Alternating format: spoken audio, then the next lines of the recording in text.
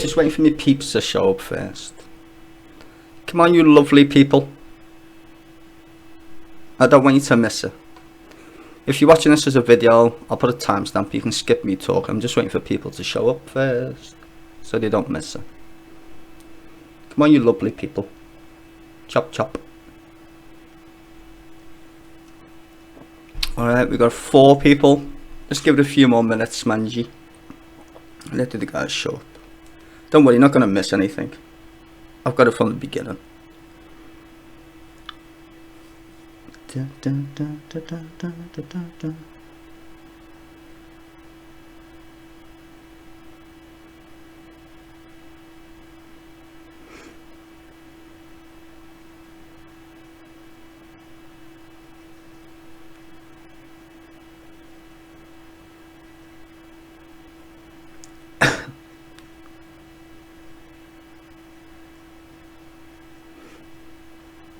I want to see them get grilled to fuck, which would be funny.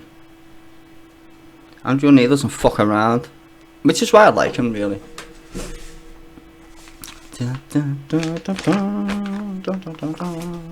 I'm going to roll a quick smoke and then we'll start. People can come on, it doesn't matter.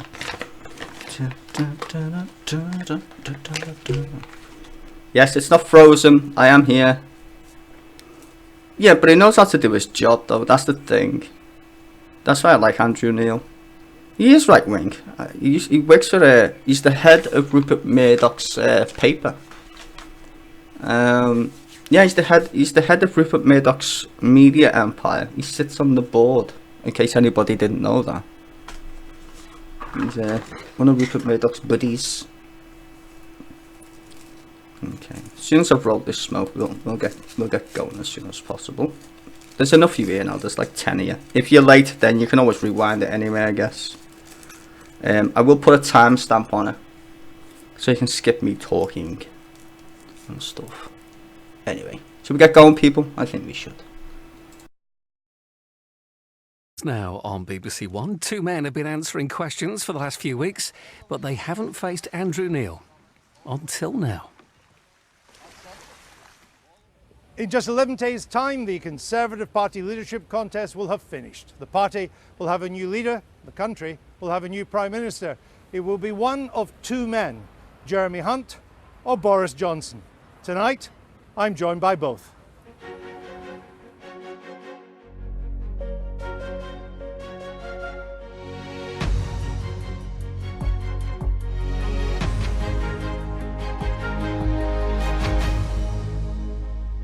Both Boris Johnson and Jeremy Hunt think they should enter Downing Street on the 24th of July.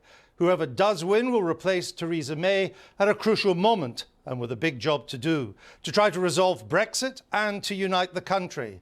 First tonight, I'm going to speak to the Foreign Secretary, Jeremy Hunt. Let's have a look at his campaign so far. I'm the underdog in this race. I've been the underdog right from the start, and I like to prove people wrong. I'll be the first Prime Minister who has a background as an entrepreneur. The best way to get a deal is to leave no deal on the table.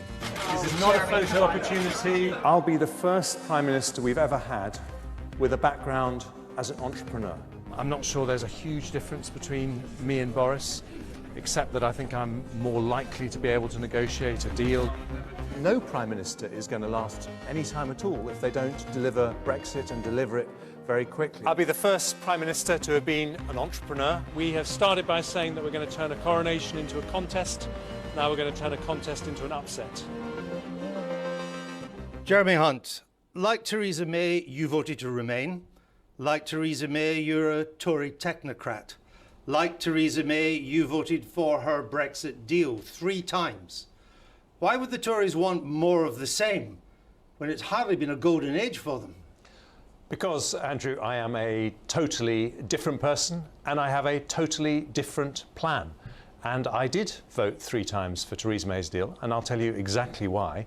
Because I wanted to leave the European Union as quickly as possible. And had we voted to do that, as indeed did Boris Johnson and Jacob Rees-Mogg and many other people, we would have left the EU by now, and I think we would have been in a better position as a country. But a lot of Tories look at you and they say, we tried you. It didn't work. Trying Theresa in trousers isn't going to be any better.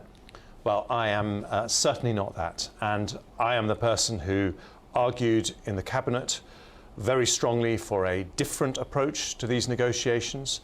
I didn't think the backstop was the right way forward. I thought we should have negotiated harder. But I was also a loyal Foreign Secretary. And I think Theresa May had a tremendous sense of duty to our country, and I owed her that loyalty. But now we have a leadership contest. I am arguing for a different approach, and that's what I'll deliver as Prime Minister. But your problem is that in this leadership contest, almost everything you say now flies in the face of your previous positions. You mentioned the backstop. You claim the Irish backstop was, quote, never something you believed in, that, quote, you argued against it. Can I just remind you, Mr. Hunt, you voted for it, not once, not twice, 3 times. Indeed. And so where's the credibility? The reason I voted for it was because at every stage I voted for us to leave the European Union as quickly as possible. And I didn't think it was perfect, but I would have preferred right today to be outside the European Union, to have left the EU, to have resolved that issue, and then to tackle the imperfections in that deal, the main one of which was the backstop. And as I say, other leading Eurosceptics, people like Jacob Rees-Mogg, for exactly the same reason, they also voted for that deal, because they also wanted us to leave as quickly as possible. But it does give you a credibility problem. For example, after the 2016 referendum, you said there should be a general election or another referendum on the terms of the UK's exit. But of course, now you're trying to lead a Brexit party. Such words would never leave your lips. Not at all. What I said... Oh, you want another referendum? No, what I said was that there should be, in that article, which I think was written a week after the referendum result, was that there should be democratic endorsement of the shape of the Brexit that we did. And that is indeed what happened. We had a general election. Terms. Yeah. Well, we had a general election in which over 80% of the country voted for parties that wanted to leave the European single market and leave the customs union. So we've had that endorsement of the shape of Brexit, and that is what I'm supporting. We did not know in the 2017 election what the terms would be. We didn't know the shape of the deal. The deal hadn't been done. What I was arguing for is the principles of whether we stayed in or out of the single market, whether we stayed in or out of the customs union. You wanted a referendum on the terms, Mr. Hunt. You're now changing your position to try and sound consistent, but you're not consistent. Not at all. The terms, the basic principles of whether we leave, the terms of whether we stay in the single market or not, those weren't resolved by the referendum. They were resolved by the election, and I have voted at every stage. And I want to tell you the most important reason why I voted. How can I be a foreign secretary who stands up for democratic principles in somewhere like Hong Kong if I'm not prepared to stand up for democratic principles at home in this, one of the oldest, most robust democracies in the world? I'm someone who says we are known for being the country where people like me do what the people tell us to do. And that is why when it comes to something as important as the Brexit referendum, we have to show the world that yes, we are that democracy where the people are the boss. And that is in our country's DNA, and it's also in my DNA as well. Well, at the moment under your government, to the rest of the world, we look like a democracy that hasn't got a clue where it's going. And you say the new Prime Minister and that's what I want to resolve, Andrew. Right, well, and that's what that's why we need to choose someone who can resolve it. In which you've been in government. And you say the new Prime Minister has to be someone Brussels will talk to. That's your words. Are you saying Brussels wouldn't talk to Boris Johnson? Well, people can make their own conclusions, but as you kindly showed... No, I'm asking what did you mean by that statement? You must, otherwise the statement is meaningless. You must be implying that Brussels will not talk to Boris Johnson. No. And I have avoided in this leadership campaign making personal comments about Boris, because we've got to come together as a party at the end of it. So let me tell you exactly what I meant by that statement. As you kindly showed in the clip before, I would be the first Prime Minister who's been an entrepreneur. You're an entrepreneur? Who knew that? Have you not heard that before, Andrew? Only about 50 let's times. make it breaking news on this interview, because I think that's a significant point. What do you do when you're negotiating as an entrepreneur? You have to do a deal with someone you trust. People won't do a deal with people they don't trust. And this is very important because at the moment, Parliament is trying to take no deal off the table. It succeeded in March. It's trying again. So the quickest way to leave the European Union is to send to Brussels a Prime Minister who can negotiate a deal that will get through Parliament, and I'm that person. But when you were an entrepreneur, you didn't do negotiations anything like what will be required in Brussels, anything like this scale. I mean, you go on about being an entrepreneur. You weren't exactly Steve Jobs or Bill Gates, were you? No, I wasn't, and it hasn't trained you to do negotiations in Brussels. Well, I think you do learn the basics of negotiation. You learn the basics of being prepared to walk away. You learn the basics of not being able to blink. And Andrew, you know, this could be... We need more than the basics, Mr. Hunt. This could be the smallest contract for someone trying to get a business off the ground, as I did. But those basics remain the same. And I would tell you that in government, those same skills I use to negotiate very complex things like the licence fee deal with the BBC, the NHS pay awards, and I have been, indeed, you know, the protracted dispute to try and get a peace process going in Yemen. So that business of negotiation has been something I have been doing all my life. Be honest, you may have been doing it all your life, but you have no track record of successful negotiation in the big league. Maybe in the minor league, but this is the big league, Mr. Hunt. Don't belittle people up and down the country who have built up businesses, as my You one know was that's not what I'm implied. doing. No, it is, because you're saying that those skills you learn doing those small things early on in your life aren't relevant to later on. Of course they are. They are how all of us learn to do the big things. Speaking of Boris Johnson, when you tried to pin him down to back our ambassador in Washington in the ITV debate, and he didn't, you must have realized then that that made the ambassador's resignation more likely. I was disappointed because I think we have to back our diplomats all over the world. We actually have probably the best diplomats of any country, highly professional people. And Sir Kim was doing his job. He was giving his own personal but totally honest view about the country he was serving in. But did it make his resignation more likely? Well, he said that it was one of the factors, and I think he has said that. And not being backed by Boris Johnson, has he told you that? He's said it publicly, actually, and I think he's been clear that that was one of the factors, and I think it's a great shame because I need, as Foreign Secretary, our ambassadors to be able to tell me as Foreign Secretary exactly what's going on in their countries, exactly what they think, and I think they need to know that we're going to stand behind them. Back to Brexit. You say that if there's no prospect of a deal by the 30th September, you will, I quote your words, immediately cease all discussions with the EU, focus the whole country's mission on no-deal preparations. But why would you do that before your very first EU summit, which is not until October the 17th? I mean, this is just a posture for Brexit votes, isn't it? It makes no sense. It does, because... Before an EU summit? Because we will talk to the EU. It's entirely possible that if those talks are going well, they would summon an extra summit in September. They want to resolve this quickly as well. And what I'm saying is that it's very straightforward. The thing, to go back to your very first question, the main thing that I would do differently to Theresa May is I would not be proposing anything to Brussels that we can't get through Parliament.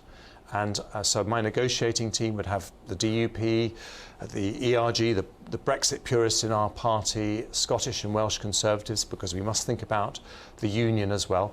We'll put that deal together in August, discussing it with the Irish government. If you're lucky. Well, you know, we will put that deal together and it will be a deal that can get through Parliament because it will be a deal that works for those groups of people.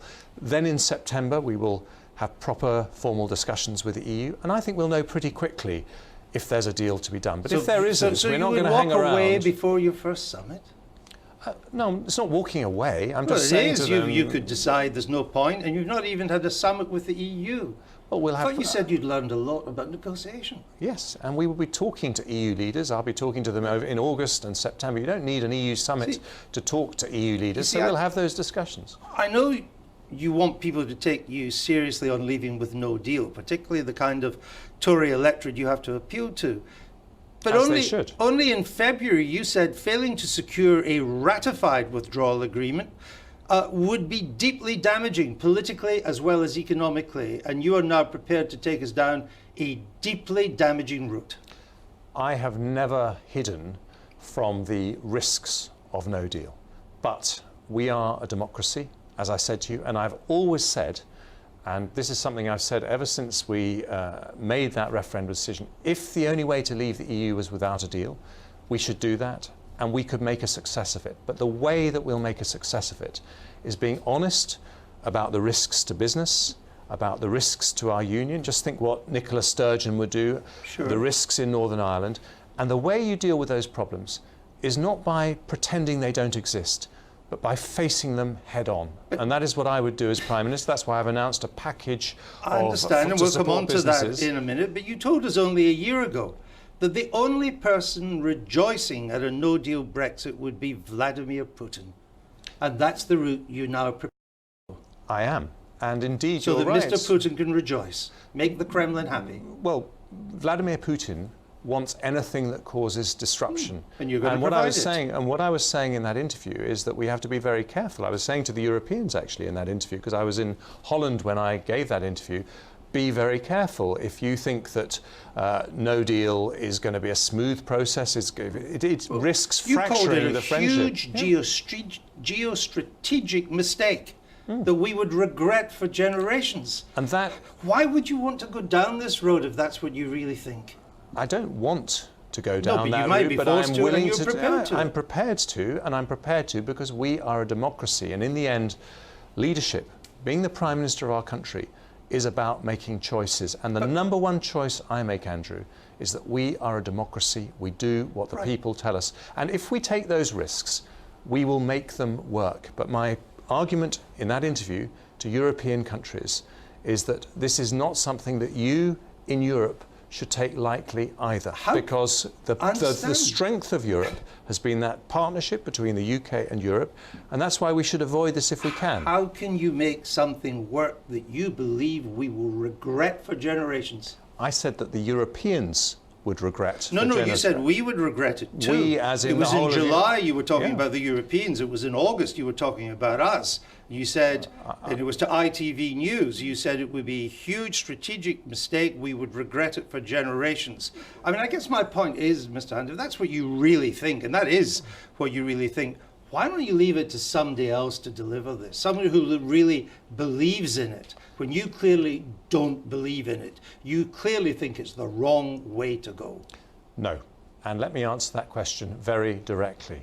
What I was talking about in that interview was that for the whole of Europe, there are risks in no deal, and it is better to avoid them by coming to a deal. that. And at that point in the negotiations, they were refusing to budge, and I was pointing out to them the risks of that. But what I say, and what I say as prospective Prime Minister of this country, is that as a democracy, we are leaving the European Union. And if the only way that the Europeans will allow that to happen is without a deal, then so be it. We will do it. But it isn't my first choice. I understand And it's you're not your first absolutely right. You're absolutely right that there are elements of no deal that will be very disruptive to businesses, very disruptive to our union, but we will make it work. We are Britain.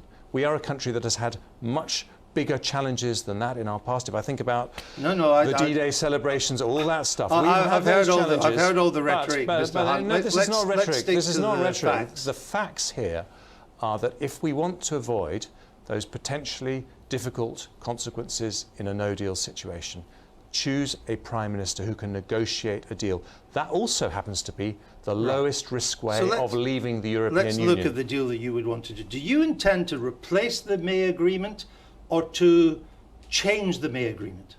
To change it. To change it. And what's the single biggest change you want to make? The backstop. And if you got that, would that by and large make it acceptable? I think it would broadly make it deliverable within Parliament. I think that certainly earlier this year that would be the case, but I will be, as I say, putting together a negotiating team. But what other changes would you want? Well, that is the principal change. So what other changes? Well, I think that I'm saying that is the main change. Well, that's the only change. Let's be honest. I think that here. is the main change. It's yes. the only change you want, Mr. Hunt. Well, I happen to think it's the main one. There may be other elements, but But you can't tell me.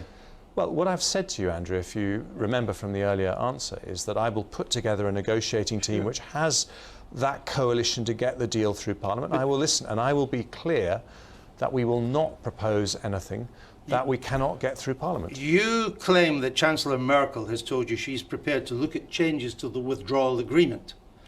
We've spoken to the German Chancellery, and they have told us the withdrawal agreement is not up for renegotiation.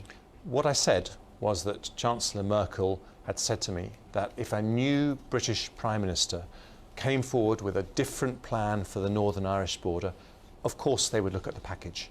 And that is because they want to find a solution to this. And the question is, it's not a choice about whether or not we leave. That decision has been made. It is who is the Prime Minister who is most likely to get us out of the EU quickly. And my worry is if people vote with their hearts, perhaps, instead of their heads, we will end up with a general election before we get to Brexit. If they support me, they're choosing someone who is not going to pretend this is easy, but someone who actually has a chance of getting us out of the European Union quickly, which means a deal that can get through Parliament, and that's what I can do. You've said you would go beyond October the 31st if we were close to a deal.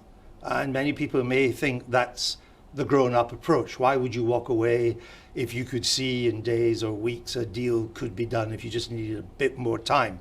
But how much more time? Well, what I've said is that at the end of September... No, I've got that bit. Yeah, you know, good. Well, at the end of September... We're now at the end of October. Yeah. And you think a deal could be done, so you'll extend the deadline. By how much would you be prepared to go? So if we have a deal by the end of September and it takes a little bit more than a month to get through Parliament... You won't then, have a deal by the end of September, Mr. Well, I Hunt. believe we can. Really? But I believe we can, and as I say, I think that people like Angela Merkel want to solve this problem. If we have a deal, if it's clear to us and to the Europeans there's a deal to be done, then of course I would go for that. And if it took a little bit, you know, a few extra days to get it through Just Parliament... a few extra days? Well, I think in that situation, Parliament will be willing to sit at weekends, will be willing to sit late to do So- this, but I think it may take a few extra days, and I would be willing to allow those days, yes. So you go through October the 31st. I'm not arguing with that for the purpose of this interview. But can you give us some kind of commitment as to how or when under you we'd be out? Would it be days or weeks or months? Well, it's not going to be months, Andrew. Would we be gone by Christmas? As I say, I'm not going to give you those commitments because because getting stuff through Parliament... Listen, I'll tell you why. It's because Prime Ministers should only make promises they know they can deliver. And there's another reason why we have to be careful about this 31st of October date. It is because Parliament may try and take a no-deal Brexit off the table altogether. And so I think my commitment is that I think I'm the best person to get a deal. And if we get a deal, it will be on or around the 31st of October. But I can't control what Parliament does, and that's why I'm being honest with people about the difficulties. If it's on or around the 31st, it has to be before Christmas. I would expect so, yes. Expect so, but you cannot say for sure. Is there any chance we could still go into 2020 and still be a member of the EU? I don't believe so, no. But you don't rule it out? I don't believe that would be the case because if you well, this is why people don't really trust you on this. They don't see that it could linger on and on and on as it has under Theresa May. What people get with me is a Prime Minister who will get them out of the EU more quickly than the alternative. You just can't tell us when. Because I'm being honest with people, this is a negotiation. I don't control the parliamentary timetable. And what would you rather, Andrew? Because just give a straight answer. That's what I'm giving you. You haven't, because you can't tell us when we'd be out come rain or high water. A straight answer is not giving a date that you can't deliver. Right. And what has just happened in this country, we have had a big betrayal of trust because we had a Prime Minister who, with the best of intentions, made a promise we would leave by the end of March. She didn't deliver that. I'm not going to make that mistake. I am saying this. If you want to leave the EU quickly, if you want to avoid a general election, which is the risk if you go about this in the wrong way, I'm the person who has the biggest chance of negotiating that deal and getting us out by October the 31st. You've made a raft of expensive promises to increase spending and cut taxes in this Tory campaign. Do these promises stand whether we leave with deal or no deal? The business tax cuts, the corporation tax, does, because that is preparation for no deal. We should do that whether or not we leave with a deal. But the other spending commitments, for example, the defence spending pledge that some of the things I've been talking That about would this need a morning, that would take longer in a no-deal So situation. you would take half of the current Chancellor's headroom, you would take about half of that to cut taxes for business. This is his fighting fund for no deal. And you're going to spend 50% of that slashing taxes on businesses who've already had major cuts on taxes. That's your plan? Correct. And let me tell you why. First of all, because in a no-deal situation, you will have a shock to the economy with the imposition of tariffs, and this is a good way to give businesses more headroom to deal with those changes. But secondly, this is, I think, the nub of the argument that I'm making. I want to fire up businesses, to get young people starting their own businesses, just as I started my own business. And I accept that a cut in corporation tax isn't the most popular tax cut. But what it does, if you look at what President Trump did in America, he cut business taxes and it increased the American growth rate. It's now growing at about twice our rate, about 3% compared to our 1.5%.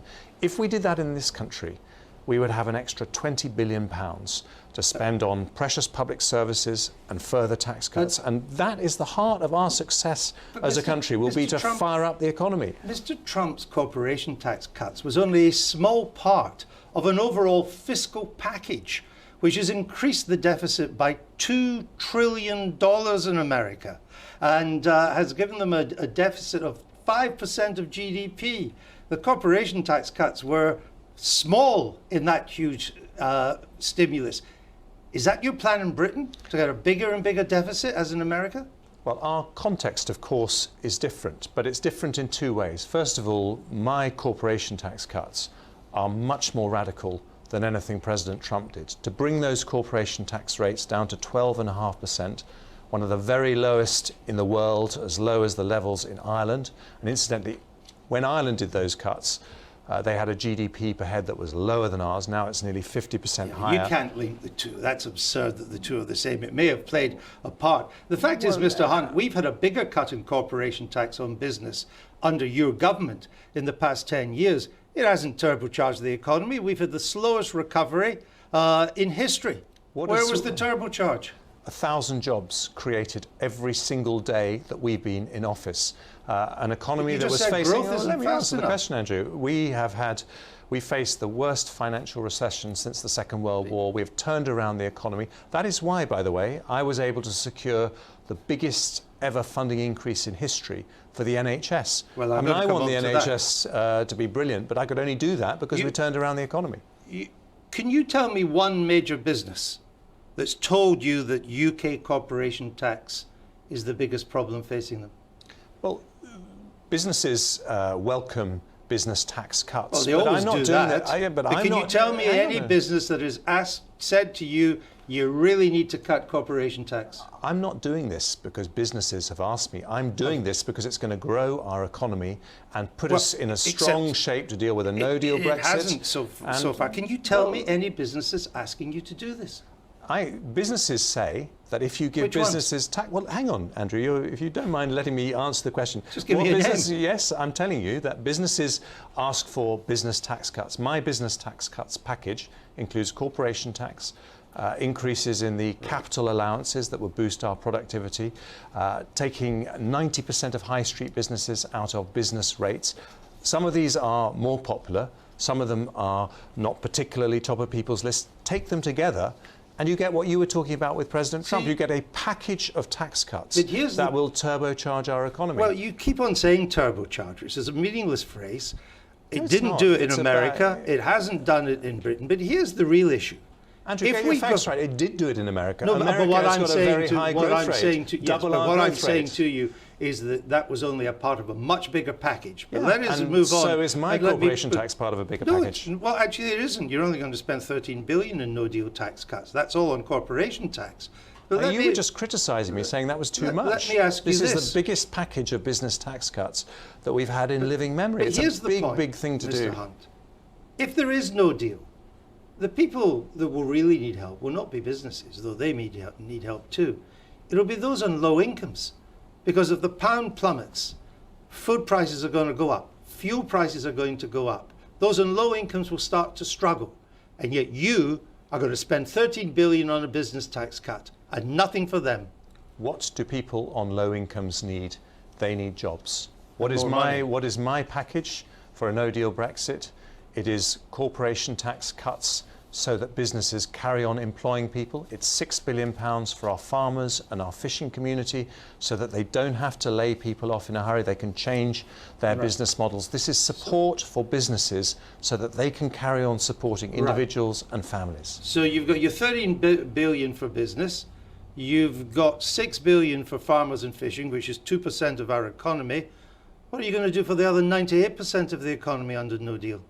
Well, I think we've just been talking about the business tax cuts that will help businesses up and down the country. Well, this is a £20 billion package to help businesses weather a no-deal Brexit. No one else has announced a package anything like this. This is a very, very large package. And there'll be other things that we're doing, other measures that the government will be doing to prepare for a no-deal Brexit. My point is this: the way you deal with a shock like this to the economy is to prepare, is to have a plan. Then we can avoid that impact on people with low incomes, which of course has to be our first priority. And as you find this extra money, as you borrow it and you cut taxes and you spend more here, there, and apparently now everywhere, will you still stick to the existing fiscal rules that constrain spending?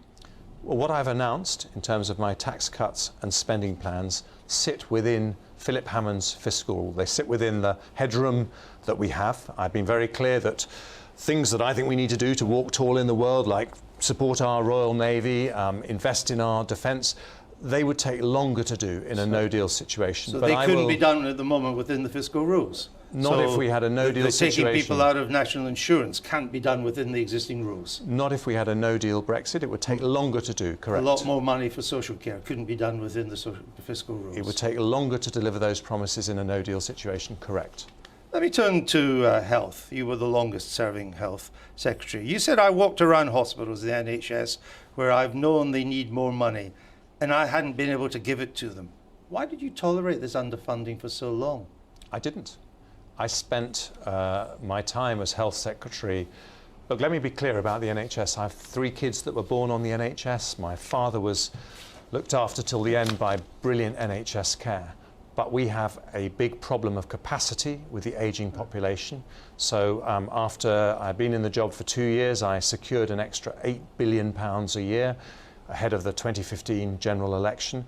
I then went on to secure an extra £20 billion a year, a huge increase. And the rate of increase is still lower than the post-war average under you. The increase that I secured was the biggest single increase. It's the lowest average annual increase, lower than any other government in modern times. Andrew, you're playing with statistics. It is true. Because they're accurate. No, they're not actually, because my increase was the biggest ever. But yes, you're right. We had a period of austerity from 2010 where we had that financial crisis and we weren't able to increase it by as much as we wanted to. Right. But then I managed to get that increase, and that was because of those difficult decisions that we'd taken. Jeremy Hunt, we've run out of time. Thank you for joining us. Thank you. In a moment, I'll be joined by the other candidate in this race, Boris Johnson. Let's have a look at his campaign so far. After 3 years and 2 missed deadlines, we must leave the EU. Good morning, everybody. Good morning. I'm not attracted to the idea of a no-deal exit from the EU. We should not be terrified of a no-deal Brexit. Well, I'm proud to have officiated over the development of this revolutionary sausage. Kick the can again, and we kick the bucket. You are peddling optimism, and I'm saying we think can this make a country needs tremendous. a bit of optimism, Boris, frankly. why don't you? Because actually, I think what people want to know is what is going on with this guy. Does he, when it comes to trust or when it comes to character, all those things, does he deliver what he says he is going to deliver? Boris Johnson, we're going to talk a lot about policy, but I first want to talk about you, because for many people, including many Tories, your character, your reputation, trust in you is as big an issue as the policies you stand for. Do you accept that that's a problem for you?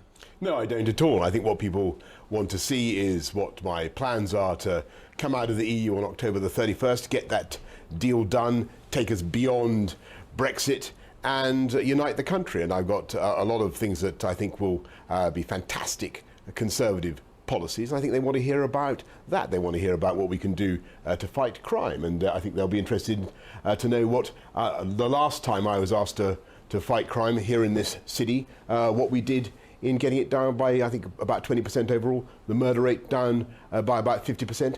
If people are interested in my character and my political credo or whatever, well, look at what I deliver. It went down 20% in London when you were mayor, crime.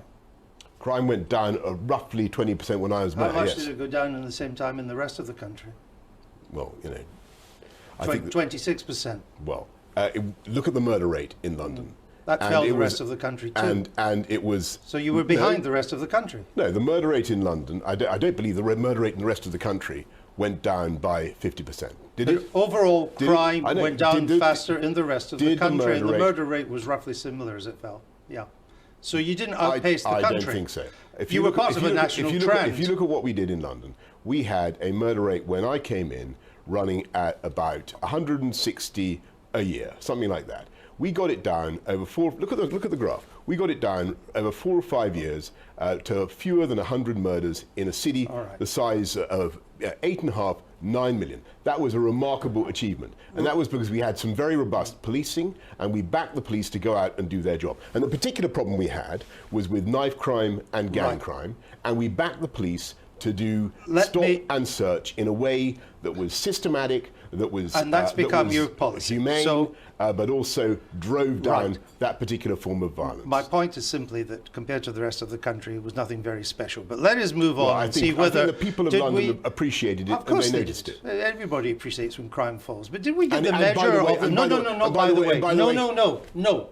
No? You will follow the questions I want to ask, not the ones you want to be asked. Did we get the measure of the man this week? Our ambassador in America, Kim Darroch, he found himself at the center of a storm. He couldn't count on your support. That's not true He decided he had to resign. Why didn't you stand up for our man in Washington? On the contrary, I stood up completely for the principle that civil servants should be allowed to say what they want to their political masters without fear or favour. You were asked 4 times in the ITV debate to offer him your support. I thought it was... Why did you not offer him your support? I support the principle that all civil servants should be able to say what they want to their political masters without fear or favour. And the real culprits... Why did you not offer him your support? The real culprits in this are the people who leaked that material. You see, you're doing what you've done throughout this campaign. No, you can't. Well, no, because you're making a false assertion. You're doing what you've done throughout this campaign. You get asked a question, and then you go on to something else, which is a sideline to the actual issue. What I'm asking you is that when you were asked 4 times in the ITV debate to support our man in Washington, you did not do so. After watching it, he was so dismayed by your failure to do so, it was one of the reasons he resigned. Actually, I spoke to him the following day and said how sad I was that he had resigned,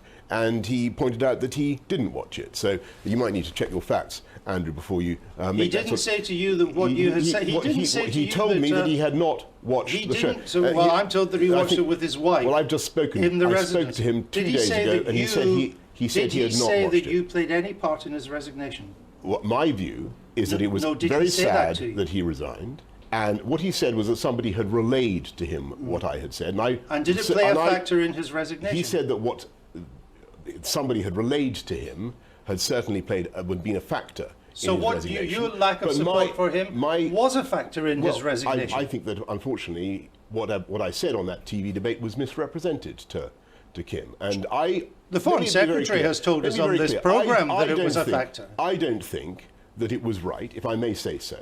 I don't think that it was right that his career should have been put into the public domain in the way that it was, and that the career prospects of Sir Kim Darroch, who is an estimable public servant, a great diplomat, should have become a political football. And I think that was a great shame. But that is not the issue that I'm asking you. Jeremy Hunt sat in that chair just very shortly, and he said on this programme that you were a factor in his resignation.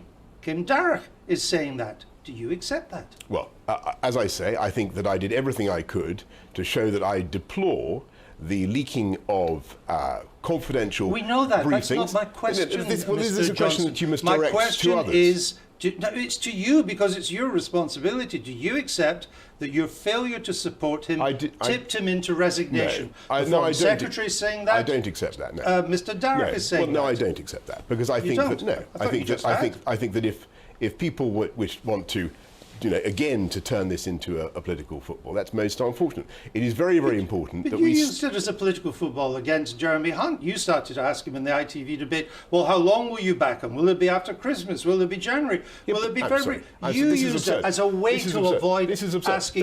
answering your own question. That was because the career prospects of a distinguished public servant had been dragged into the political debate in a way that I thought was wrong. It's the job of politicians to stick up for civil servants and to support them. And you didn't. In their listen, I think that it was. I rang Kim the following morning. I was very Yes, but you surprised didn't say that he resigned, the president and I thought it called was him wrong. wacky, pompous, a fool, stupid.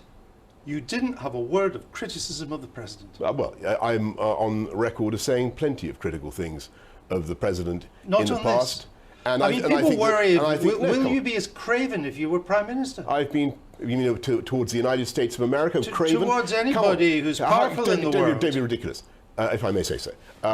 When it comes to sticking up for UK interests, whether it's over climate change or over disputes with Iran, over the Iran nuclear deal, we have been very, very forthright with the United States of America, and I will continue to be forthright. And by the way, Andrew, you may have forgotten that when the President of the United States saw fit to insult London, and actually he, rather like you, he deprecated the achievement of Londoners in reducing crime and said that London You was said not he a was safe stupefyingly ignorant. place. And London was not a safe And place. unfit to hold office. I fired back, as you would expect. But and that is what I did. using that But I kind don't- of language? I don't think it is. My point about Kim was I thought it was most Is he unfortunate. still stupefyingly I thought it was ignorant? most unfortunate Is he still that Kim's stupidly career was dragged into the ignorant? public domain. Is he still stupefyingly ignorant? Of what? Mr. Trump. Well, I say, rather like you, he seems to think that London, was that we didn't achieve as much as I thought we achieved You're not gonna in answer, are reducing you? crime. This I has think- been the theme of your campaign. I want to come back to why, when our ambassador was in the front line, in the crosshairs, you did not stand up for him. Because That's I what thought worries it was people. totally wrong to drag into the public domain the career prospects of a senior official and to turn that into a political football. And I thought he just needed your support. I thought what was necessary was to give a general statement of support for the right of, and the duty and the ability of civil servants to convey their views to ministers confidentially and to have that confidentiality All right. respected. And unfortunately, what happened in the case of Sir Kim, who is a great public servant, No, is that we know all that. is that his views were leaked, and that was a we great know all shame. that. You mentioned Iran. And this again plays to your reputation for being careless, even cavalier with words. Maybe acceptable in a columnist, but perhaps not in high office. British citizen Nazine Zaghari Ratcliffe, currently incarcerated in Iran. She's found this out to her cost.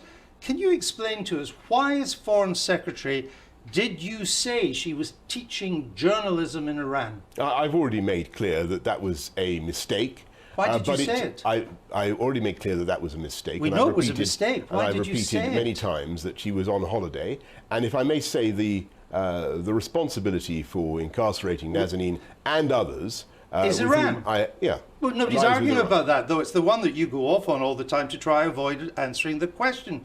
Why did she say? I'm doing why my best to answer your question. Why did you You seem say rather she choleric, was Andrew, if I may say teaching so. journalism? I mean, it's a big difference from being on holiday and teaching journalism. Why did you say that? Actually, that's not quite what I said. Did you read your If you- brief if you- properly? if Was you this look at- sloppy? If you look at what I said at the limit, what she was doing was teaching journalism. What I meant to say was, that was the most they could possibly accuse her of. As it happened, it was not even that was not true. You made a bad She wa- situation worse. Well, actually, there's no evidence for that. The reality is that she is being detained at the behest of the Iranian Revolutionary we know Guard. the issue is and not they are the issue is culpable. not who's behind this. We know the Look, Iranians people are are the gonna bad want- guys. people are gonna- Andrew, We're people are trying gonna to wanna work blame out if me you, for absolutely we try everything. to work out. You're trying to if a blame me bad for- No, I'm trying to work out if you made a bad situation even worse, because many things came out on Iranian state TV. They welcomed your remarks. It was an unintended confession. The issue is, did you master your brief? Were you sloppy? Did you not get on top of it? Because as Prime Minister, doing that could cost lives. Well, as I say, I reject entirely the assertion that anything I said made things worse, and indeed I think that any attempt by others to point the finger of blame at the UK government, Nobody at the is UK doing foreign... that. Well, you are, if I may say. I'm not doing that. I'm trying to work out if you made it worse. There's a volatile situation in the Gulf at the moment. Correct. It is a dangerous place. Our ships are under attack. The Royal Navy has had to be mobilised. That's absolutely right. All the more reason to be firm. All the more reason to be firm with Iran, and not to inculpate ourselves and as it were, to assume blame the problem for situations is this, as Prime where the Minister, Iranians are themselves. No one's doing it. You go off again at a tangent to avoid answering the question. The issue is this. I don't understand the thrust of your interrogation. Loose lips cost ships. Well, I think you have loose lips, Mr. Johnson. When it comes to what's happening, to answer, if you're asking a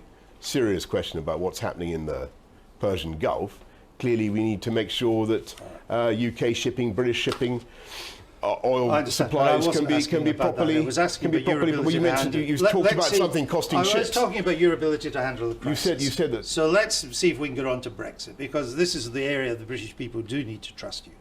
You say you leave on October the 31st. Do or die, deal or no deal. Yes. But the first EU summit isn't on October the 17th. Supposing at that summit there's a breakthrough. Things continue to go well. A deal is in the making. Both sides say so. But it can't be done by Halloween. Are you seriously telling us you'd walk away? I think we've got to come out on October the 31st, and I think it is very odd that those who say they would delay even further can't set another date. I mean, how much further are we going to wait? We were meant to come out on March the 29th. We were then meant to come out on April the 8th. Sure. We then delayed it for a further 6 months. I think this is leading to a huge erosion of trust in politics. If the EU says to you... People feel that unless the government, unless the political parties get their act together and come out of the EU on October the 31st, which is what I will deliver, I think people will not return either to the Conservative Party or indeed to the Labour Party, who are also hemorrhaging support. We know Labour's hemorrhaging support, and so is Europe. Let's get this thing done. I don't disagree with you. Hold on. Even if the EU says on the 26th of October, we really are close to a deal, but it's going to take another 10 days to 2 weeks. And you agree with that. You think, yeah, we are. You wouldn't walk away. That would be ludicrous. Well, we will get a deal by October. It would be 31st. ludicrous to walk away, wouldn't it? And I think it would be absolutely insane now to say that yet again we have a phony deadline. It all can be kicked off until kick the can down the road until the Greek calends. Nobody believes you would walk away in these circumstances. Be honest with the British people. No, I think it's very, very important that we get ready to leave on October the 31st, come what may. And we will. And this is a great country, a great economy, and we can prepare for it. And I think actually the people of this country are fed up with being told that they can't do X, Y, or Z. They've got to prepare to stay in, that their politicians are fundamentally incapable of making these choices. So let's see on what basis you might be able to take us out. I think we were mandated.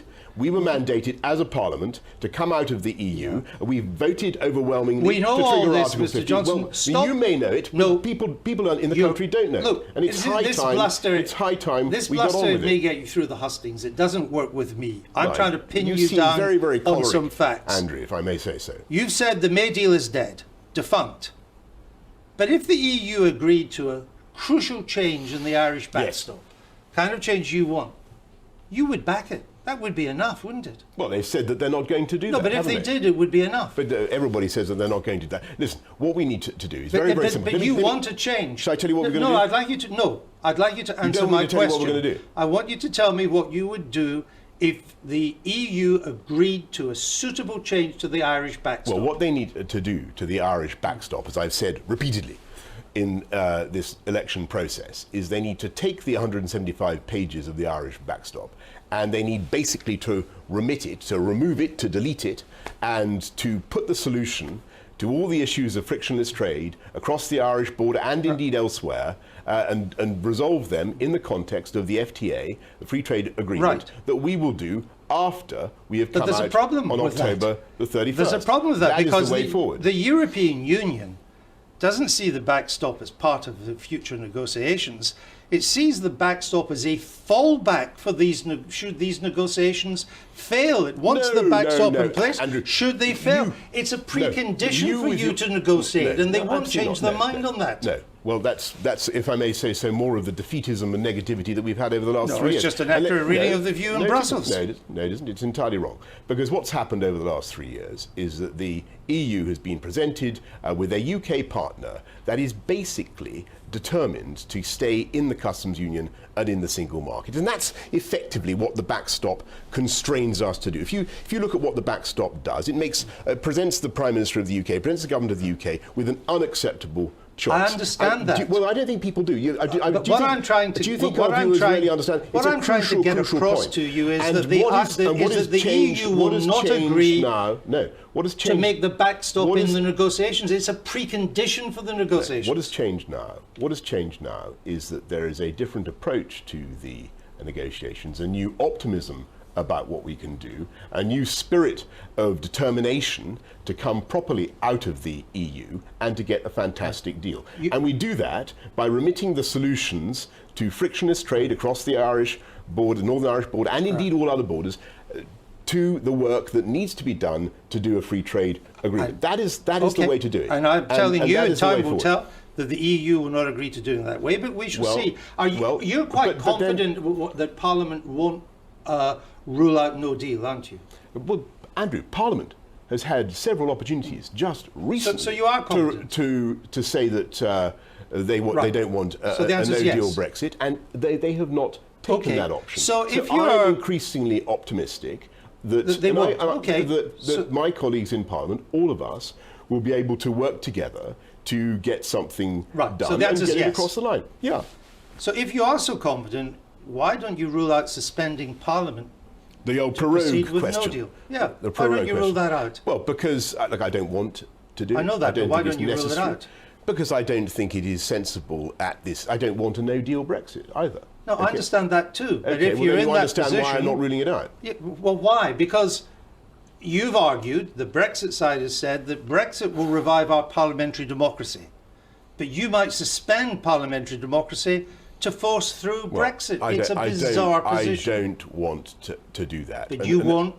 You will not tonight rule it out. Let me be clear. You may prorogue our Parliament to get your way. Well, let me be clear what I want to happen, okay? I want the elected representatives of the people to take their responsibilities and work together to get this thing over the line. And I think actually there is an outbreak of common sense starting to take place in our party and across Parliament. And people are coming together to try to get this thing done. I don't think it will be necessary to do anything like we can't proceed on Parliament. A Wing and Johnson prayer. We need to have some idea of what we're trying to do. We're going to proceed with the dignity and maturity and common sense of the Parliament of this country. And they are going to get it right. Only recently you claimed that we could leave on no deal, and we just carry on trading with the EU as now, pending a new trade agreement to be done.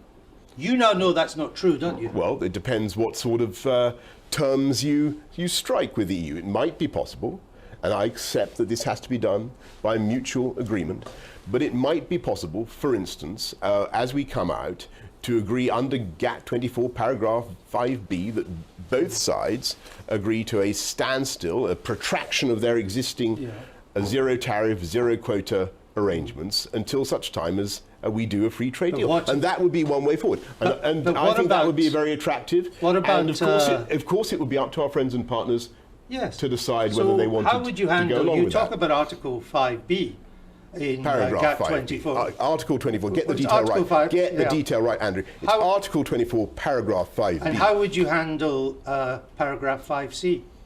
I would confide entirely in paragraph 5b, because that is... How would you get round what's in 5c? I would confide entirely in paragraph 5b, which is enough for our purposes. No. I thought you were a man of detail. Well, you didn't know whether it was an article or a paragraph, but that's enough for detail. There's enough in paragraph 5b to get us an agreement that we want. 5c says you don't just need the EU's approval.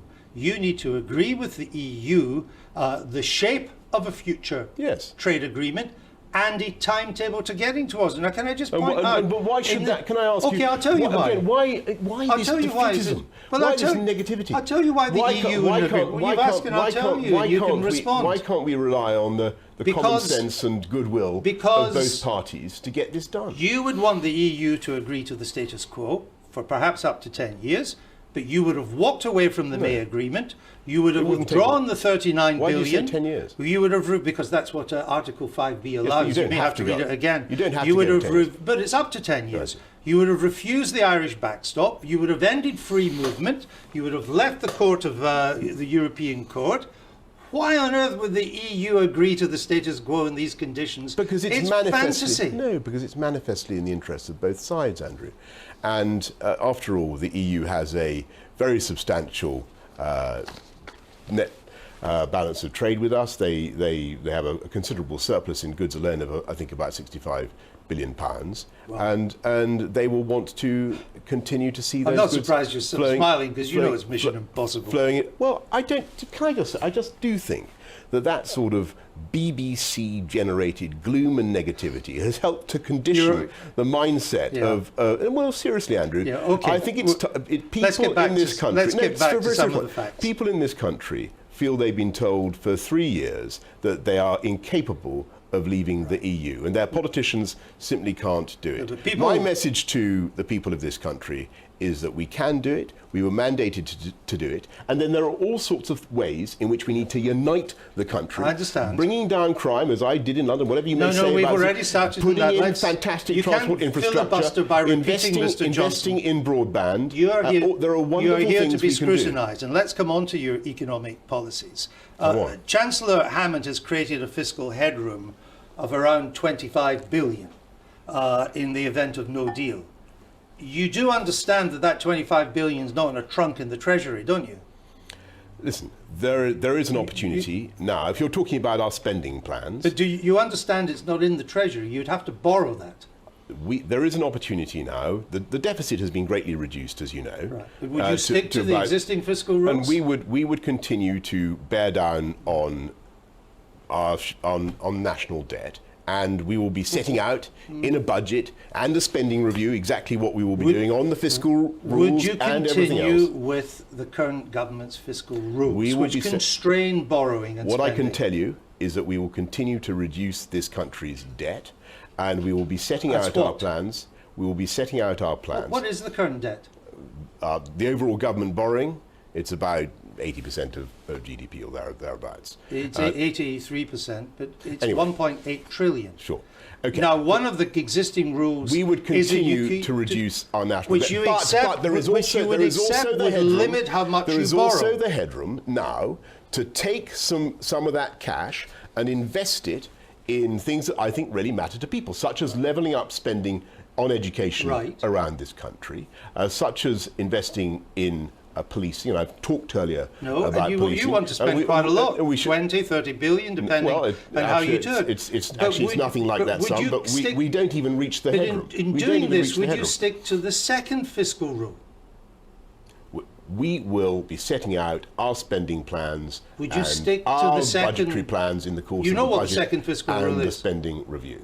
We will be setting out all our plans on any number of fiscal It is- rules in the course Well, let of me the tell budget you, it is that and you. the The spending second rule review. is that you can't borrow more than 2% of We GDP. will be setting out our plans So- in the course of the Could you- and I repeat, we will continue to bear down on our share on the debt, Right. which you correctly identify Can at you about tell 83% the of viewers, GDP. because this does seem to be a more laxical conservative fiscal Laxical? policy. Can you What's tell? laxical? Can you tell the Can the you tell viewers viewers what laxical means? or even lackadaisical, maybe more accurate? all right. But can you tell the Laxical is not a viewers word. what limits would you place on borrowing? Look, I will set out, or we will set out, if I'm lucky enough to be successful in this campaign, we will be setting out our spending plans, our fiscal plans, I our thought you had tax-raising done that plans. in this campaign. Well, I've given some What would be the indications constraints that on all borrowing? we've done is set out some very modest pledges, actually, which total actually about 15 billion we've got, of course, it's right to say. They're not that we've got- modest. Some it's of your right to costs say- are. Some of they're it is considerably more modest. 11 It's billion, considerably- 13 billion, well, 10 billion. I don't know You're whose all over maths. the I don't know place. whose maths that is, but no, on the contrary, our calculations are that it tops out at about 15 billion when you take the policing, the provisions on education and all the rest of it. Well, and these are very, very sensible things to do. And don't forget that the Chancellor's revenues have been exceeding his expenditure. There is cash around. I think most people in this country, Andrew, want to see some money go on education and go on policing. And And that is what we're going to do. And it's also a disgrace. It's also a disgrace that in this country only 7% of the people have access to full fibre broadband, whereas in Spain about 85 or 90% have You access say it's to all it. costly, but you proposed a huge tax cut for the relatively affluent. That was about 9 billion. That was then attacked because it went to people on over 50,000. So you proposed cuts in national insurance for low earners. That's No, another we proposed to 13 lift billion. the threshold. And it comes back to this: you can't be trusted. You say, "Oh, tax cuts for the affluent." Oh no, we better give tax cuts to the low earners as well. Look you at my just say Come whatever on, it come takes on. to get you out of a Nonsense. hole. Look at what we did in London, where we massively expanded the living wage. We put cash into the pockets I'm of some of the talking about poorest your families. tax cut Well, I'm talking. proposals. If people want to judge what You I'm going to cannot do, do look at what we did in London. So who comes first? We massively expanded the living wage. Who comes first, and Mr. Johnson? Look at what I Who did. comes first? The people who are earning over 50,000 or those under 12,500 who pay national We insurance? will have a package that looks comes after first? the poorest come first. But that The wasn't poorest what come happened first. in your The tax poorest cuts. come first. Now, I'll tell The you, richest came first. Look at what happened in London after 8 years as mayor of London. You're not in charge of te- income tax or national Let me tell insurance you, in after London. 8 years as mayor of London, it was the poorest quartile of society who'd Right. seen the biggest growth in life expectancy and the biggest growth Which in may- their overall prosperity, Okay. and that when we managed to level up across the entire city, Andrew. And that is what we are going to do throughout this country, with infrastructure, with education, with full fibre broadband, and one of course final by fighting question crime. That for is the you. way forward. Someone, and I'm coming that back will to bring this- finish that with will the bring this country issue together. of I'll tell you character. something. No, you won't tell me something because I've got one more question then. and I'm going to ask it. Someone who's worked for you, who knows you well, says you're all flaws and no character. The Well, British people will face huge and unprecedented risk with Boris Johnson as Prime Minister, won't they? No, I think that the British people face one serious risk, and that is that we failed to get Brexit done, we failed to unite our country, and we thereby are so remiss as to allow the government of this country to pass into the hands of an avowed Marxist or semi-Marxist who would put up taxes, and you've been talking a lot about taxes just now, Andrew, who would put up taxes on inheritance, on pensions, on incomes, on corporation tax. He would be an economic disaster. Jeremy Corbyn and the Labour Party would Boris be a disaster. Johnson, And don't forget thank that you the very last much. time I had to fight Boris them, Johnson, I thank you very defeated them much. when we were... That's it from me, but you can switch over to the BBC News channel for further coverage of these interviews and the rest of the Conservative Leadership Contest. Goodbye.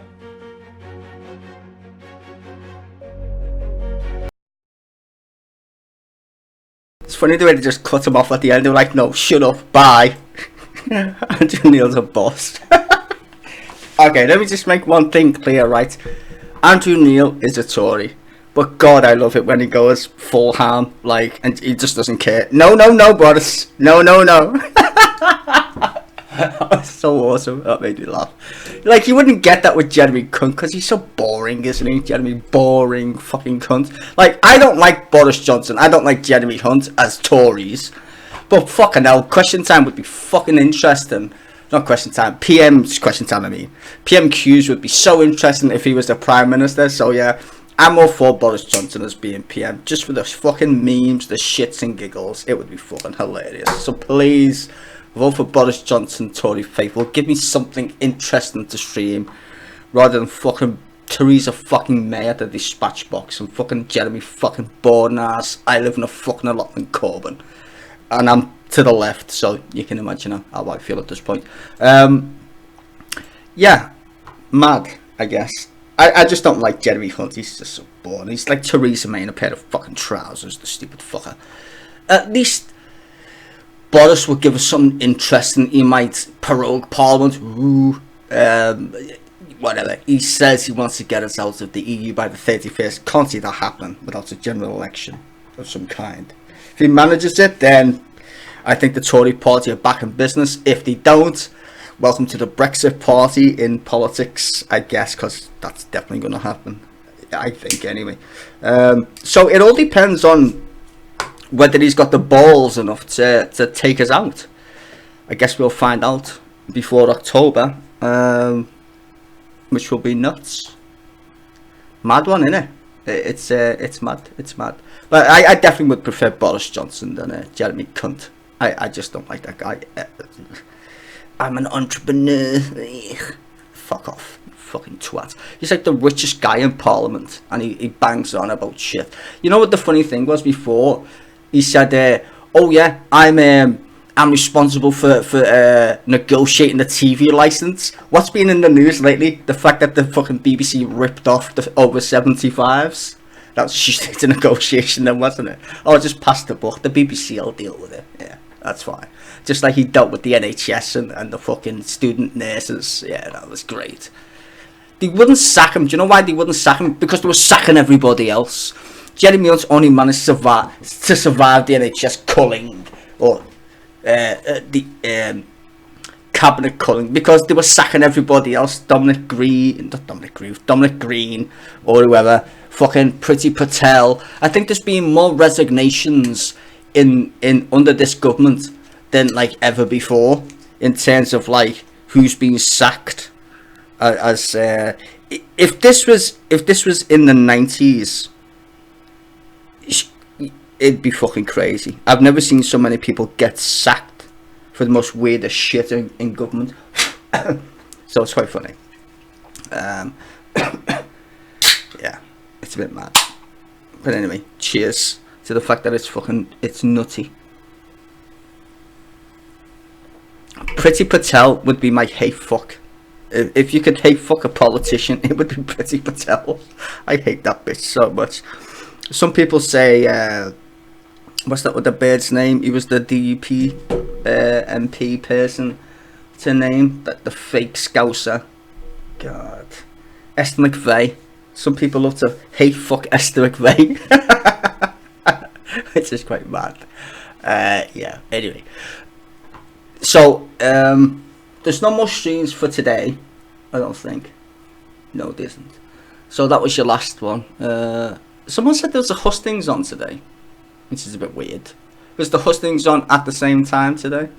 And where was it? If I can find out, I'll probably stream that, I suppose. But I need to restart a certain program because I was doing some graphic stuff. I need to restart that before I can even think of doing a stream again. But yeah, it's going to be interesting to see. And just so you know, for all the people in the side chat, you're like, Boris didn't win. No, he didn't win it. He doesn't need to win. This is the point. Boris just needs to show up. He doesn't need to win anything. All he needs to do is keep saying, we're coming out on the 31st of October, and be optimistic. The Tory faithful love that shit. They just will. That's all they'll hear in that entire segment of the interview. It's, we're coming out on the 31st. Be optimistic. Britain can do whatever it wants, and Tories love that shit. The base who were voting, and they will vote him in. He's already won anyway. Everybody fucking knows that. I mean, the fact that they literally got rid of Gove, who was more than adequate to face Boris in this regards, because he was a leaver too. Remember, till he stabbed him in his back for the previous Tory bid of who's going to be the PM. Then they were like, fuck Gove, because he's just as smart as fucking Johnson in that regard. So they definitely didn't want him. So they basically said, well, we'll put up a boring ass Remainer, Jeremy Cunt, and it worked. It just does. I mean, as much as Jeremy Cunt must have pranced around like a fucking fairy and keep saying he's a fucking entrepreneur, like no one cares really, then Boris has got it in the bag, basically, as far as I'm concerned anyway. So Boris is definitely, in fact, I think Theodore said that in the last stream, right, Theodore? He was saying like the tactical voting thing was basically on the ball, on the money, which I agree with. Boris has got his hands down. I'm just saying. I think Rory Stewart would command more of the country than Boris does. If it was put to like a vote of the country, I think Rory Stewart, honestly, and like I said, I don't like Tories. I'm not trying to be biased in this point. I'm just trying to be objective. If I was going to say, if I was given the choice of what bastard Tory leader I would put up with, it'd probably be Rory Stewart. I'm just saying. I think I think he was the only one who literally told the truth. When it came to Brexit, I'm not saying I like his policies when it comes to, like, you know, certain things. But when it came to Brexit, he was literally the only one who said, yeah, good luck with Parliament, because it ain't going to happen. And these fuckers know it's not going to happen. But you got to understand, these two idiots are not voting to be Prime Minister of the country. They're voting to be elected by the base of the Conservative Party. That's a completely different ball game. Completely different ball game. So in that regard, they can say whatever they want as long as it appeals to the people who actually matter, which isn't you. Unless you're a card carrying Tory, it doesn't matter to you what they say. One of these muppets will be the next Prime Minister. It just is that case. So yeah. Either way, we might get a general election this year. I don't think it's going to go till, what's it, the next election is 2022. I can't see that happening. Not a chance. I think Boris knows the score, which I think he knows it because he keeps saying it. If the Tories don't get us out, they face extinction. The Labour Party, on the other hand, yeah, they'll probably lose all the Leave voters, right? But they will still have a commanding majority because most of their base is Remain, so they will still be okay. But when it comes to the Tories, they're full on leavers, and if they don't leave, all their votes are going to go to the Brexit Party. The Brexit Party will suck up all the votes from Labour. That will basically put Labour ahead when it comes to a general election, because all the Tories would have just fucked off. More Tories would have fucked off to the Brexit Party than would have fucked off from Labour, believe it or not. Even though they make it gloom and doom for the Labour Party, statistically speaking, the Labour Party could win a general election. And if it's a hung parliament, they can just get in bed with, I don't know, the Lib Dems, maybe.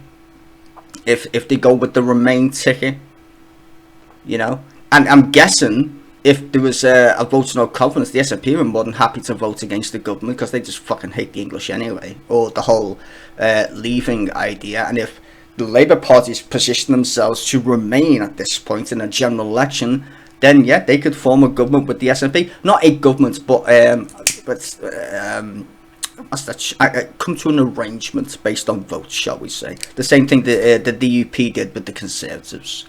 You know what I mean? So it's one of them, isn't it? I mean, Brexit looks on shaky ground in terms of if he can weather the storm of Parliament and just ignore them and just not ask for an extension, then default we leave on the 31st of October. It's just what happens before that, or what precludes it, is going to be very interesting.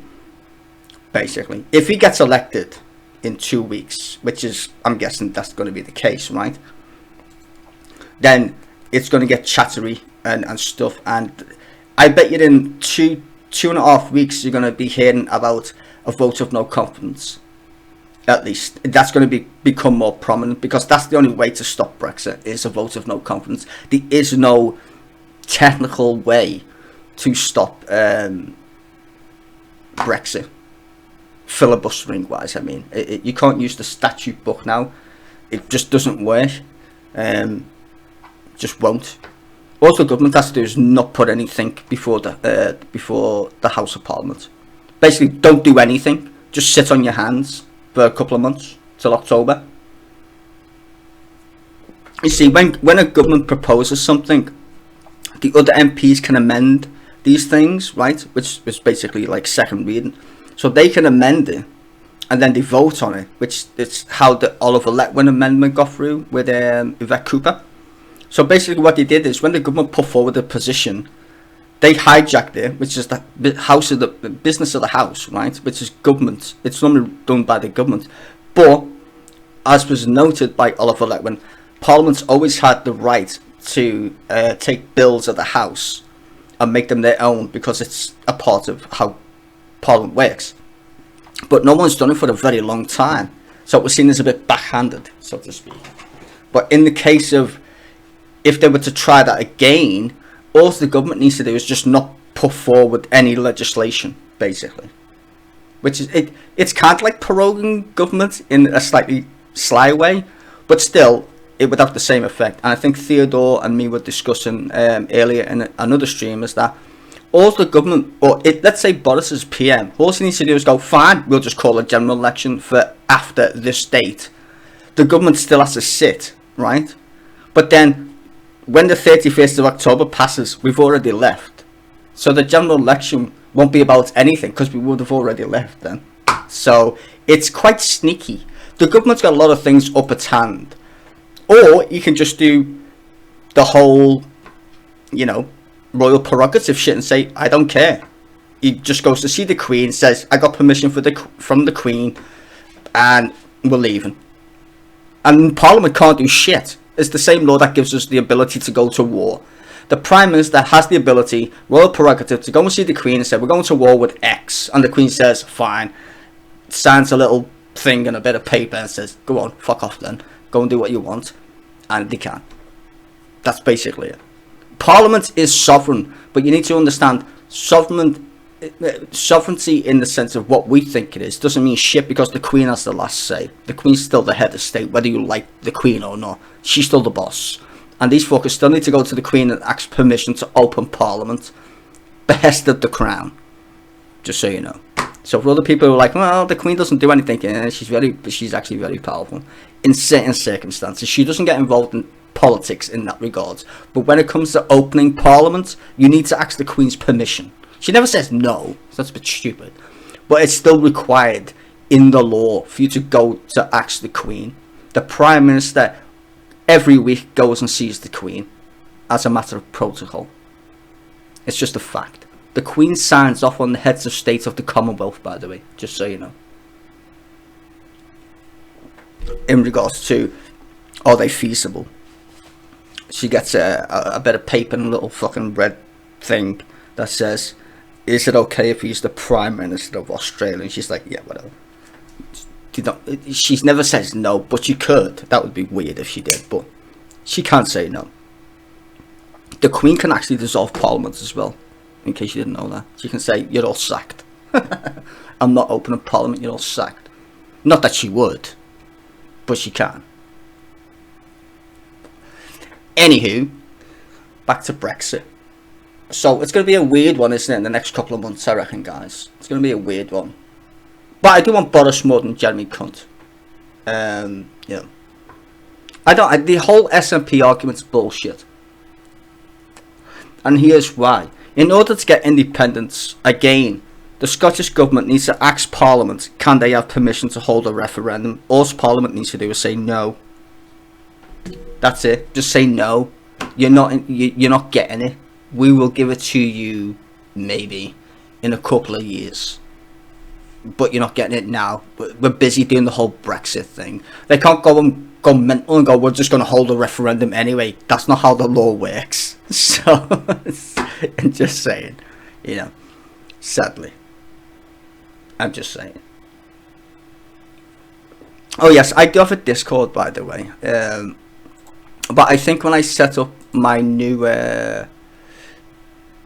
page, God, my 3D program's died.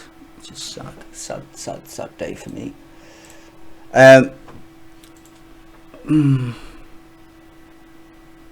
Where are you, Pav? You little shit. Do you wanna link Discord, Pav? If you're still here, that is.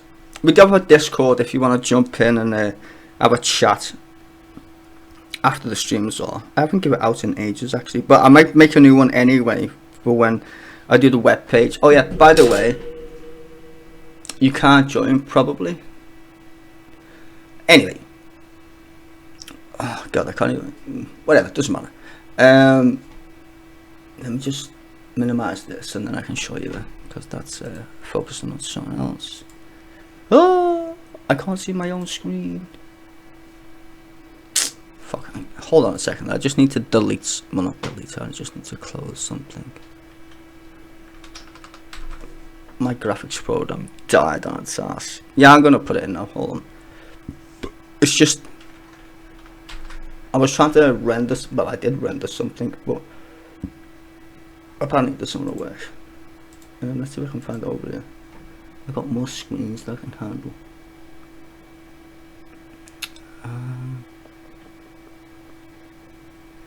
Where's Discord?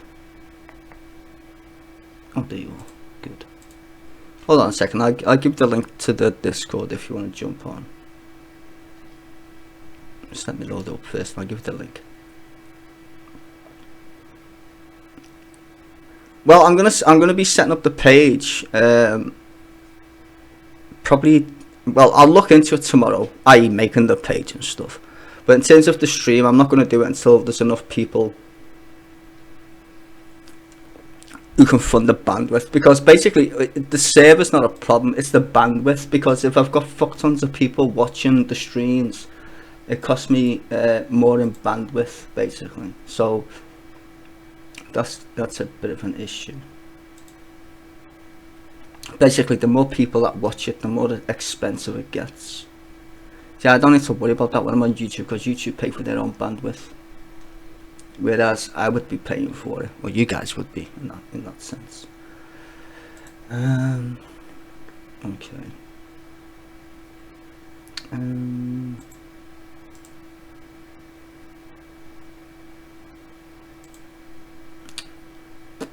just trying to give you the invite link.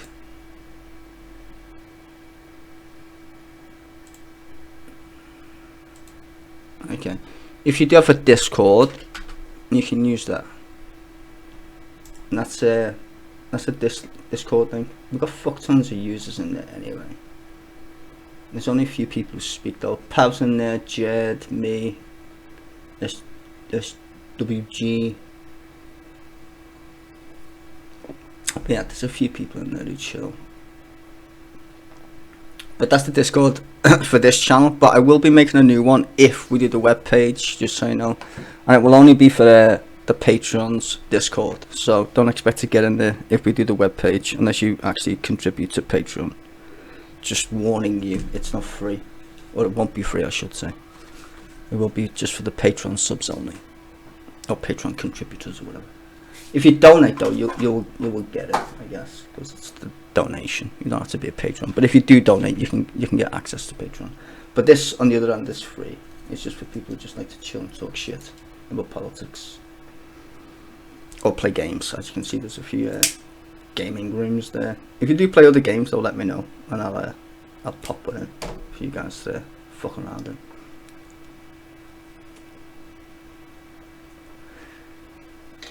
Yeah, I've got loads of channels when it comes to YouTube. It's just I rotate them. When I get nuked on YouTube, I just use the other ones. Well, use another one, I should say. So it's I just juggle them around basically. But if I get nuked on this channel, I'm just gonna set up the web page instead of fucking around with other channels on YouTube. Which, to be fair, is just a lot easier because I can stream what the fuck I want then, in that regards. Not getting killed by fucking YouTube. Than your window cleaner. Well, you know, I mean, I've had Newswatch for ages. I set this up to do like putting up propaganda in the news networks, but I didn't really get round to be fair. And then I got nuked on my Styzor channel, so I was like, fuck, I might as well just use this one then, because then I didn't really have anything on it. I think the last video I did on here was about Angry Birds, which is quite funny.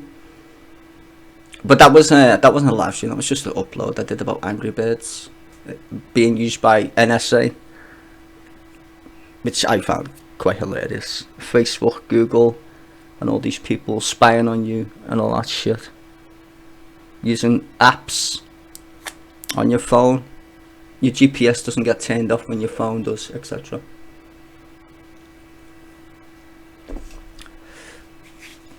I don't need my own show. I think I just like to stream politics because I like watching the side chat. Actually, it's really interesting, the side chat.